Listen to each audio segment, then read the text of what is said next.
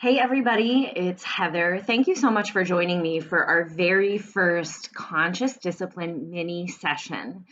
There are so many things I was gearing up to share in this last month and in this coming few weeks, but the world has changed. So we're going to roll with it, and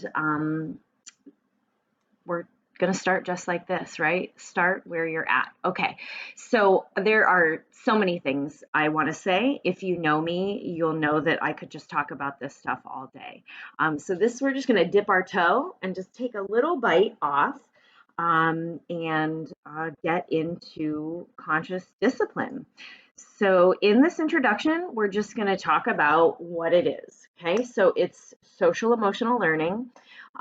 It's research based, it's trauma informed, it's created by Dr. Becky Bailey. So let's all together get our brains ready to absorb this little bit of information here. So, our star breathing in conscious discipline is just right here, right? It's smile. So, smile, take a deep breath in and relax. Let's do that one more time. Smile, take a deep breath in, feel the belly push out, and relax. Feel those shoulders just melt down your back. Let's do it one more time. Breathe in. A nice slow exhale. Feel that belly pull in. Everything feels a little more relaxed, right? So we disengage our stress with 3 star breaths together. Um, so this space right here, we're not actually talking, we're not together, but you're welcome to send me messages with any questions that you have, and know that this is a safe space. There is no judgment. You are free to ask questions. I understand and want you to understand that we are always doing the best that we can, right? Everybody's doing the best that they can. And when we learn better, we do better. So it's really important when we start talking about this stuff to observe our past without judgment and know that we have always been doing the best that we can. So, stress, right? Who's stressed? We've all got it, especially right now. Stress comes in a lot of different ways. So, kids often come to school stressed. They may come home from school stressed, and right now they're at home for school, and everybody's really stressed, right? And we think that kids are so carefree and they're not really paying attention to things, and they can't really um, feel a lot of stress, but we're way wrong about that. Okay, so we're stressed too. Sometimes it comes from our kids, right? Sometimes it's in the morning. We're rushing to get them to school. We're rushing to get ourselves to work in the morning. We've got relationships and money and groceries and families and housing, and none of us are immune to stress. It's a lot. So childhood isn't always a carefree time, and that can be hard for us to remember, but it's important. So research shows us that we can only learn when we're physically and emotionally safe. And that looks different for most children. So we are the safekeepers. The adults in their lives are the safekeepers. And it's important to remember that, in school, if you're a teacher or a caregiver, you're the safekeeper. If you're a parent, you're the safekeeper. But even in our adult relationships, friendships, partnerships, we also need to be safekeepers for the grown-ups in our life too. And so it's important as we go through this to remember too that this isn't just for infants and toddlers. This is not just for teenagers, and this is not just for adults. It's for everyone. Okay, so in conscious discipline, we teach children calming strategies. We want them to feel physically safe. We want them to feel emotionally safe too. Okay, so they can learn all the things that we want from them. School, obviously, but also how to ask for help and how to enter into play in relationships, how to stand up for themselves, because those are the skills that are going to help them when they move on, right? When they leave your house or when they maybe transition out of your classroom into a classroom that isn't using conscious discipline. In the mornings to get started, we use a brain smart start right in the space where I work at. So we all come together for an activity. For us, that's a song. We make connections in that song. We breathe together to disengage stress, and we make a commitment. So we are the safekeepers, and it's our job to keep the kids safe, and it's their job to help keep it that way, or heck, Pope, keep it that way if you're reading this. At home, it can look the same, or maybe it's a family chant or a ritual, and we'll talk more about that in future mini sessions. But today, we are all here together to learn. So we'll breathe together. We did that, right? To keep our stress response in check. I'll keep it safe for you to ask questions. And let me just back up real quick. I just a few minutes ago watched a video on the Conscious Discipline Facebook page with certified instructor Mara Spencer, who is working at home. Her husband's working at home. Their 4 kids are working at home. So she gave us an example of the Brain Smart Start that they do together every day. And it sounds like a start, right? You do it right at the start of something, the start of the school day, but you can do it anytime. It's any time to disengage stress, just like breathing. Anytime you need it, you take some deep breaths and you bring yourself back to it. Okay. So a really important thing is eye contact. It releases a lot of really good feel good chemicals. We're not together, so I can't see you, but there. Right? So let's make some eye contact and let's smile. And if you have a real person around you, try it with them. Okay, so the brain. We use the brain state model to help us understand what's going on inside our body, right? There is a lot of knowledge and a lot of skills for each one of these 3 states that you see here, right? The red, the blue, and the green. And when we start to understand these brain states, it helps us recognize how we're feeling and what we need and where our kids are and what they need and other adults. It's life changing when you start to recognize this, right? So let's get started. Real quick, okay? So there is way more information than what I'm going to give you here. So, right, just take these little pieces and see how it feels. Just know that on the Conscious Discipline website, there are a lot of free resources on here, not just for teachers, but specific resources for parents and home also.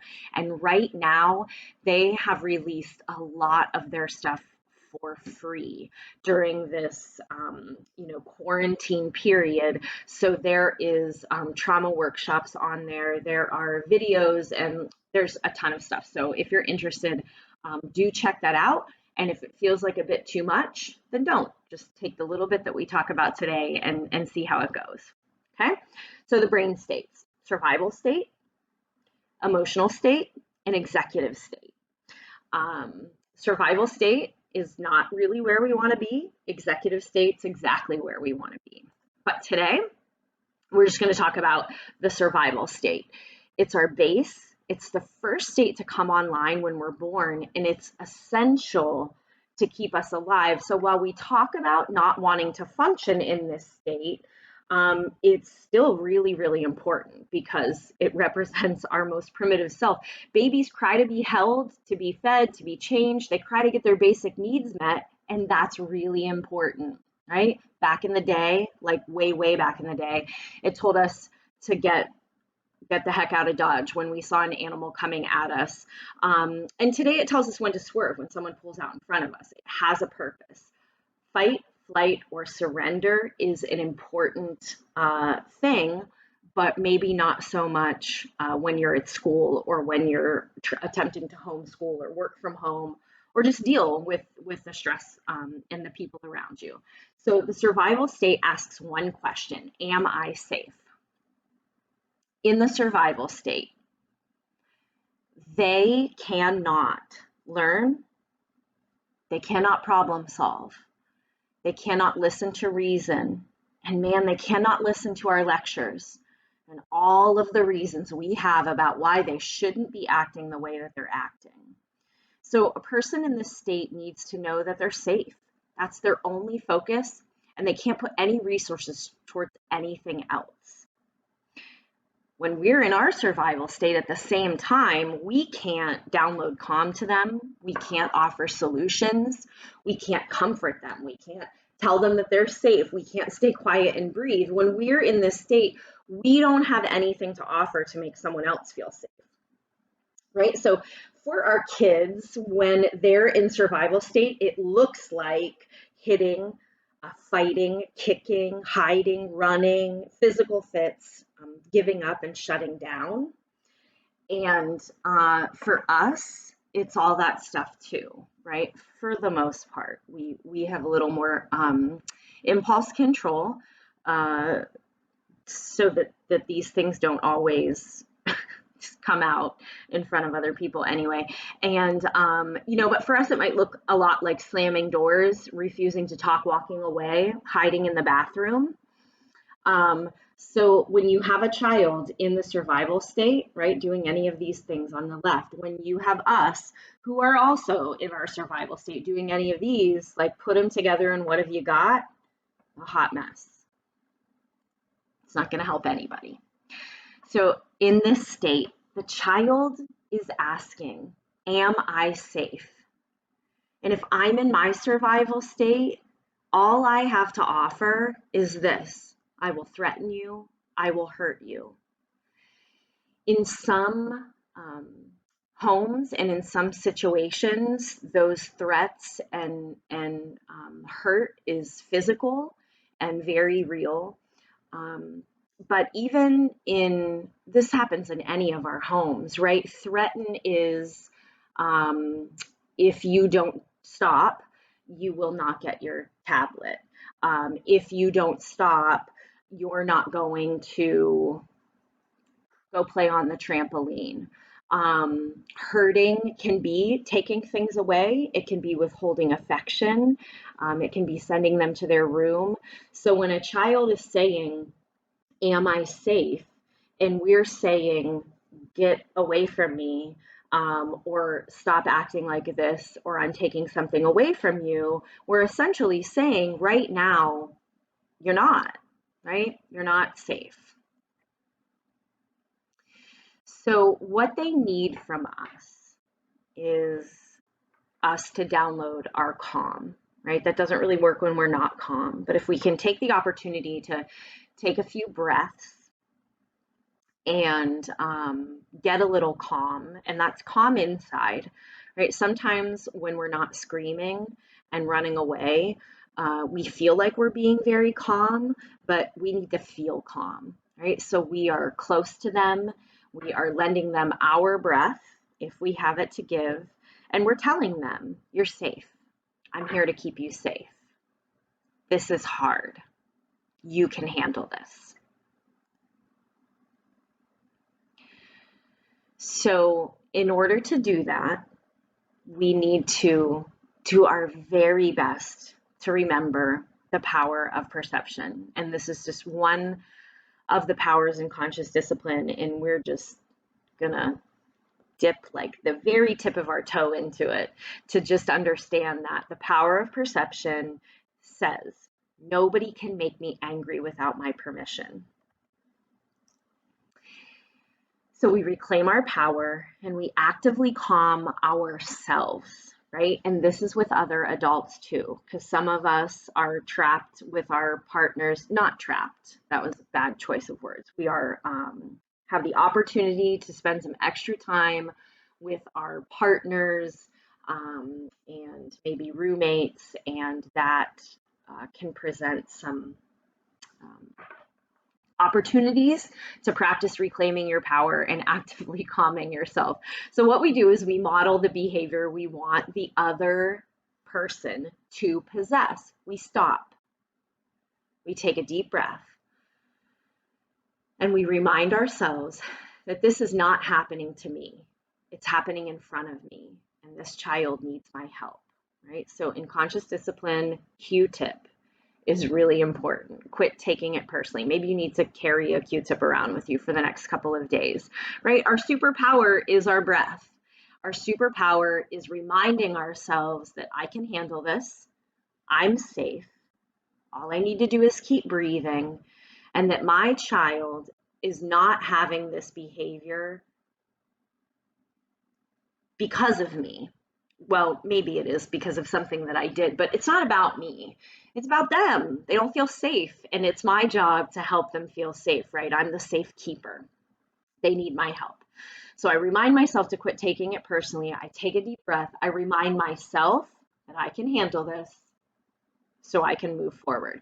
So let's just take a moment to imagine the last time that you got heated with your kids or maybe another adult that you have a relationship with. Maybe it's an adult that you don't have a relationship with. Man, there's a lot going on right now. Right? So take a moment to just think about them, how they acted. I guess specifically try to imagine someone that was in their survival state. So we're not talking, screaming back and forth. This is shutting down. This is anger. This is crying. This is big, big emotions.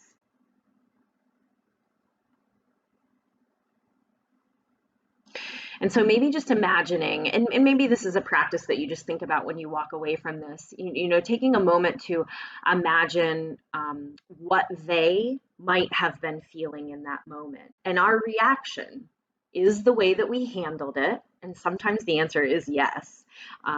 Even if you're not actively studying and practicing conscious discipline, did you handle it in a way that answered their question of, am I safe? How we handle these big situations for the little ones, and not just little.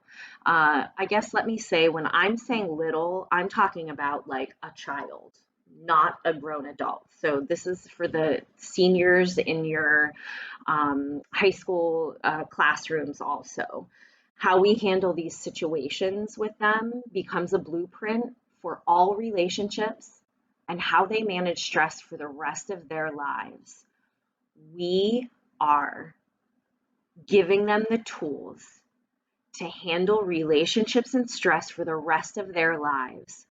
So when they're having a tough time, if our response is to shut down and walk away and ignore them, or it's to have big emotions too, we are always teaching them. We're teaching them how to handle it. And P.S., if those are the skills that we have, it's because we were taught the exact same thing, right? We're all doing the best that we can. And it's not until we know better that we can do better, right? So we're the architects, parents, teachers, caregivers. It's an important role. So here's the right? Like consequences. So my kid is kicking and screaming and hitting. My teenager throws something and slams their door, totally spazzes out. And I'm just supposed to breathe and say, you are safe with me. Ugh. Okay, so it's where we start. Because if we want to teach them a better way, we need them to hear us. We need them to hear us. And when they're storming off and slamming their doors, think about the last time that you were really angry. Did you want someone to lecture you for 10 minutes about how you should be behaving? Or wouldn't it have felt nice if they just would have stayed calm and taken a breath and waited until you were calm enough to have a discussion? Composure gives you access to the higher centers of your brain. You need to be there to get them to theirs so that they can learn. You need to be their safe place, right? How do you want to be treated by the people you trust when you are at your worst? When you are at your worst, how do you want the people that you trust, right? Because if you're a safe keeper to someone, a child, a teenager, an adult, then you are someone that they trust. So how would you want to be treated when you're at your worst? And then there's this. if I give them attention for unwanted behaviors? Won't it make them keep doing it for my attention? And this is the way we have looked at things in, I feel like the world, I can at least speak for early childhood education, is attention seeking behaviors. If he's punching the wall and I just go over and stop him and give him a hug, then he's just going to punch the wall all day to give him a hug. And so this is a way bigger conversation, because it's really easy for me to just say, well, hug him so he doesn't have to punch the wall, right? Because the point is this. If we can just flip from attention seeking behaviors and think of them as connection seeking behaviors, because everybody wants love and acceptance. That is not exclusive to little children. Everybody wants connection. And if you don't know how to get connection with someone, then you're going to find a way. And sometimes the only way they know is these big explosions. And I just want to clarify, when these big explosions happen, especially with with kids, it's not, it can seem really calculated and like they're being manipulative. I hear that a lot. But they're not. They lack the impulse control to sit and plot out their fit and how they're going to get you today. It's the same with our kids, even though, man, they know how to press our buttons, right? They know what our triggers are and where to go. So it really feels like they're like writing a lesson plan for the day about how to get us. But they're not. They want connection. So we just try really hard to give them the connection, so that they don't have to find it in a different way. When they're calm and when we're connected, we can give them the tools that they need to ask for connection, right? Okay, so we'll talk more about that later. So that's it for today. We talked about survival state, and the next time we talk, we're going to talk about the emotional state. It's all very important, and I can't wait to talk more about it. So message me if you have any questions. I am excited to get this one done. I'm not going to re-record it, but I am going to go back and fix my spelling errors. So let me know if you have any questions, and until next time, I am wishing you well.